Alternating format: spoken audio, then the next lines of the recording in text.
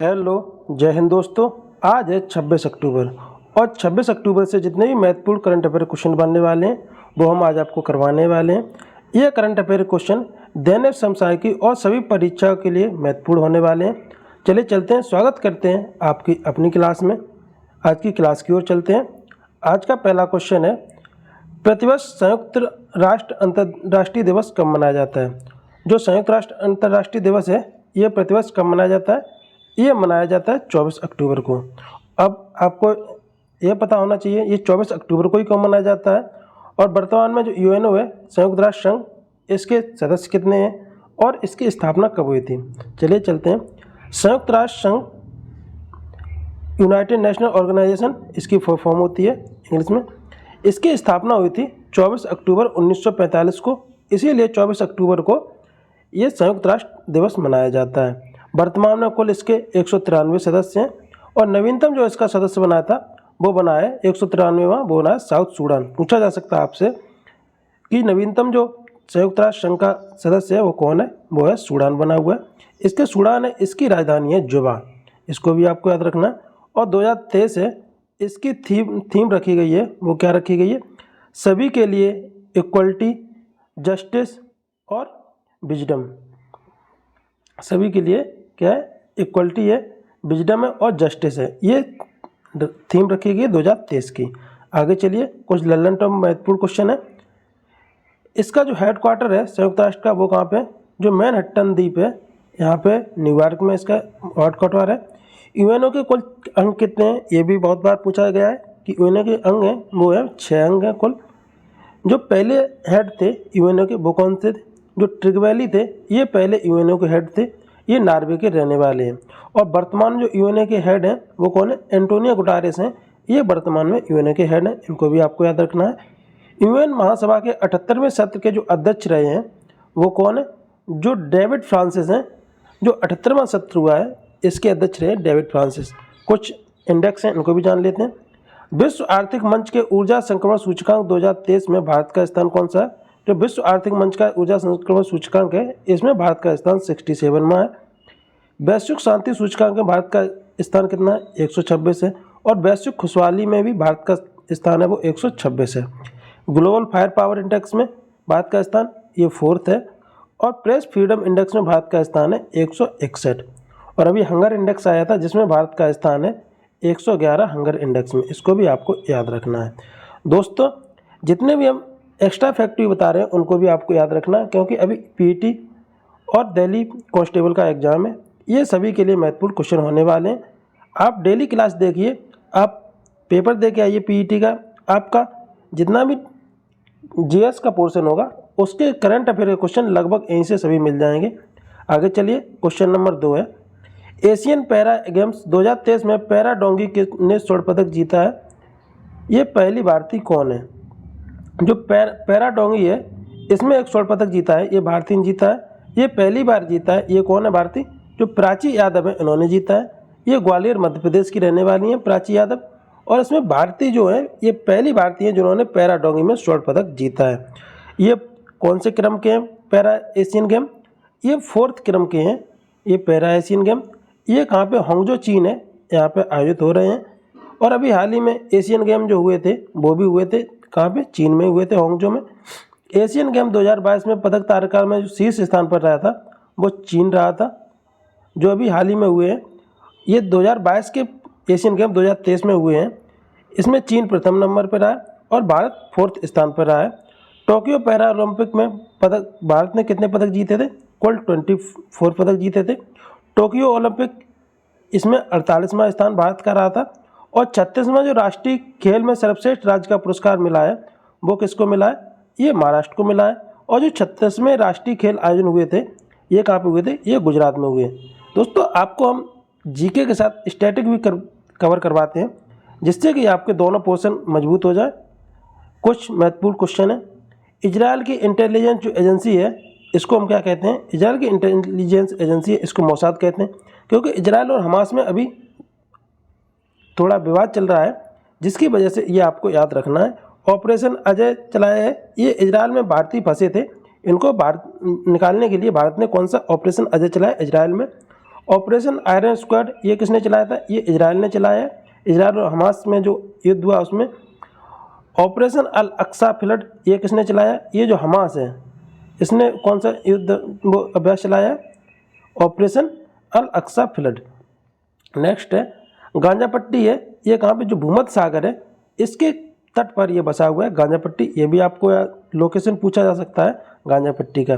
Next question number 3 है विश्व polio दिवस 2023 कब मनाया गया है? जो विश्व पोलियो दिवस है ये 2023 में कब मनाया गया? ये 24 अक्टूबर को विश्व पोलियो दिवस मनाया जाता है। ये क्यों मनाया जाता है ये भी आपको याद होना चाहिए। जो पोलियो वैक्सीन तैयार करने वाले जॉन साल्क हैं, ये जो जॉन साल्क हैं इन्होंने पोलियो की वैक्सीन तैयार की थी।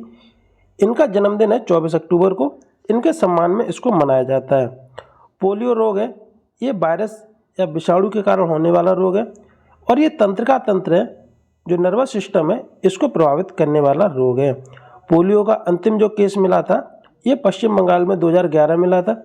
भारत पोलियो मुक्त हो चुका है और 3 साल बाद ये 2014 में जब ये 2011 में केस मिला उसके जस्ट 3 साल बाद 2014 में भारत को पोलियो मुक्त देश घोषित कर दिया था WHO ने। नेक्स्ट है ललन टॉप क्वेश्चन है जो बर्ड फ्लू है इससे अभी भारत को मुक्त किया है। ये WHO इसने मुक्त किया है। इसका जो बर्ड फ्लू है इसका वायरस कौन सा है? इसका वायरस है H5N1। इससे अभी हाल ही में भारत को मुक्त कर दिया गया। और रूबेला से मुक्त WHO ने किसको किया है? भूटान और तिमोर लेस्ते इसको रूबेला से मुक्त कर दिया है WHO ने।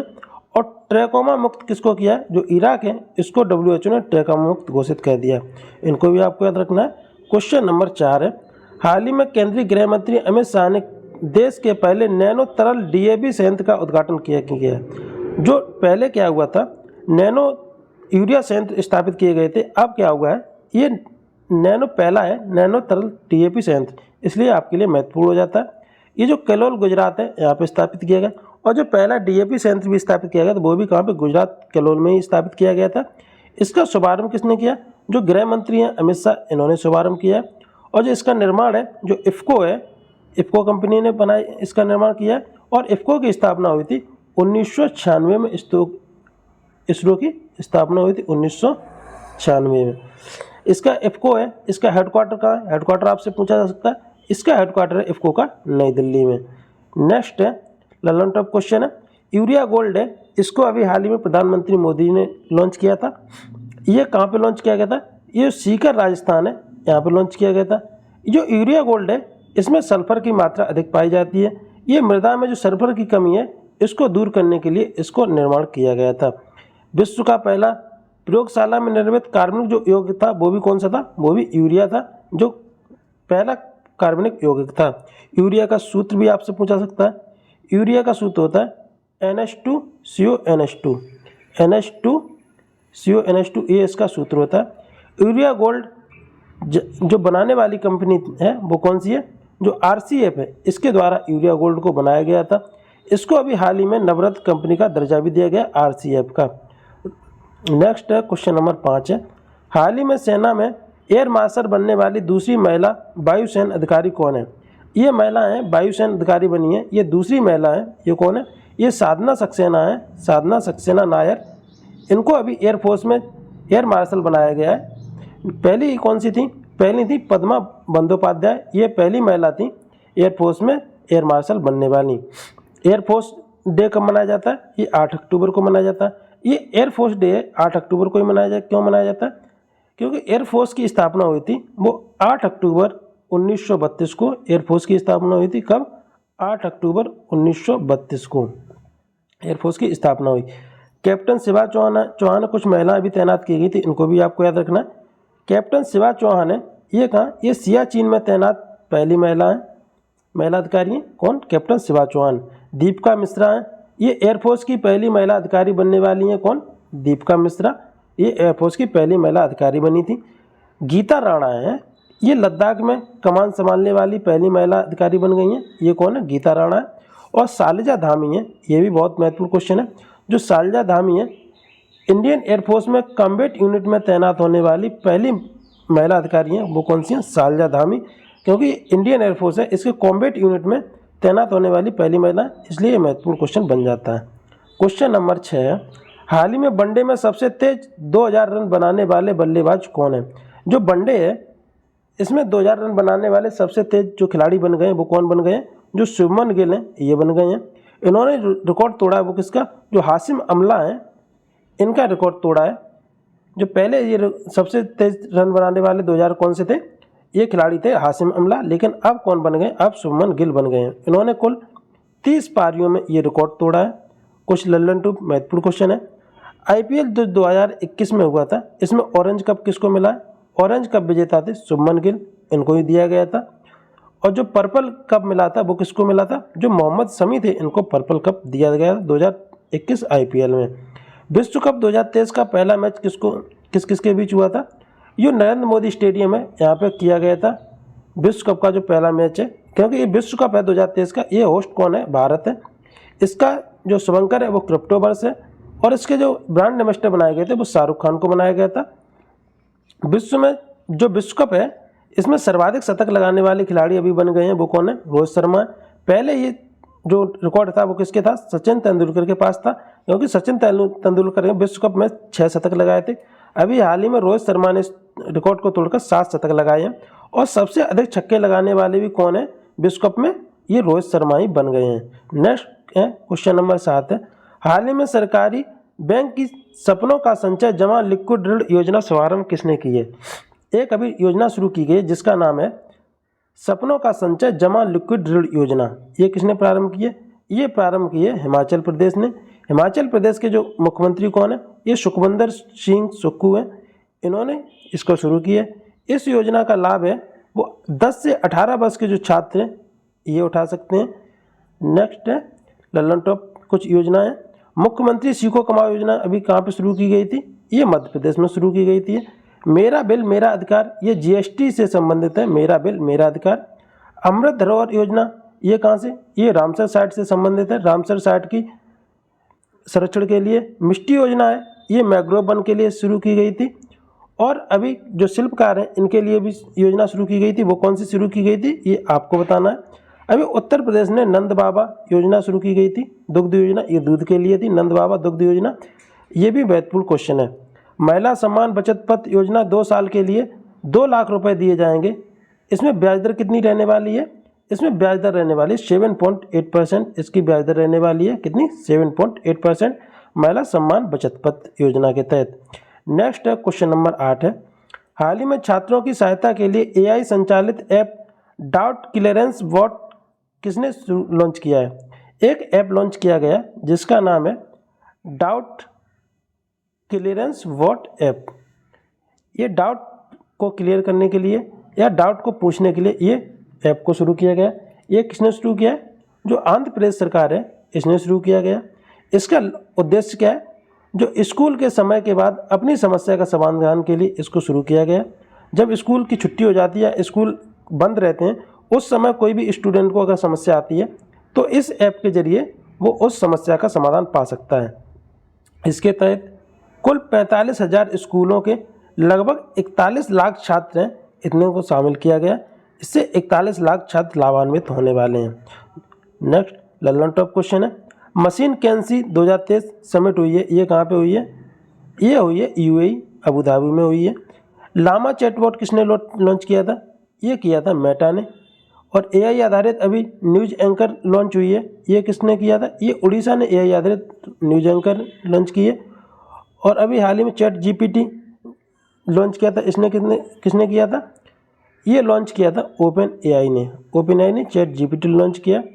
और जो पहला जो बैंड लॉन्च किया है वो किसने किया है? ये गूगल ने लॉन्च किया है। नेक्स्ट है, आगे चलते हैं। Question number 9। 54वां भारतीय अंतर्राष्ट्रीय फिल्म समारोह कहाँ आयोजित हुआ था? जो 54वां भारतीय अंतर्राष्ट्रीय फिल्म समारोह का आयोजन होने वाला है ये कहाँ पे होगा? ये होगा गोवा में। ये कब से कब तक चलने वाला है? ये नवंबर 2023 में होने वाला है। 54वां अंतर्राष्ट्रीय फिल्म समारोह ये कहाँ पे होगा? ये गोवा में होगा। ये क्रम पूछा जा सकता है आपसे, ये 5वें क्रम का रहेगा। इसका आयोजन होगा वो जो सूचना प्रसारण मंत्री हैं ये करने वाले हैं। जो सूचना, ये कौन है मंत्री? ये जो अनुराग ठाकुर हैं, इनके द्वारा इसका शुभारंभ किया जाएगा। और ये सूचना प्रसारण मंत्रालय इसको प्रारंभ करने वाला है। लर्नर टॉप क्वेश्चन है, अभी हाल ही में 69वां राष्ट्रीय फिल्म पुरस्कार दिए गए थे। इसमें जान लेते हैं सर्वश्रेष्ठ जो अभिनेता का पुरस्कार मिला था वो किसको मिला था। ये जो अल्लू अर्जुन है इनको सर्वश्रेष्ठ अभिनेता का पुरस्कार मिला था। और जो सर्वश्रेष्ठ अभिनेत्री की पुरस्कार मिला था वो कृति सेनन और आलिया भट्ट के लिए को मिला था। जो आलिया भट्ट की गंगूबाई फिल्म है इसके लिए मिला था। ये 69वें राष्ट्रीय फिल्म पुरस्कार। अभी हाल ही में 53वां जो दादा साहेब फाल्के पुरस्कार दिया गया, ये किसको मिला। ये जो वहीदा रहमान है इनको 53वां दादा साहेब फाल्के पुरस्कार मिला है। और जो 69वां राष्ट्रीय फिल्म पुरस्कार है इसमें सर्वश्रेष्ठ हिंदी फिल्म रही है वो कौन सी रही है, वो सरदार उधम सिंह रही है। ये सर्वश्रेष्ठ हिंदी फिल्म है।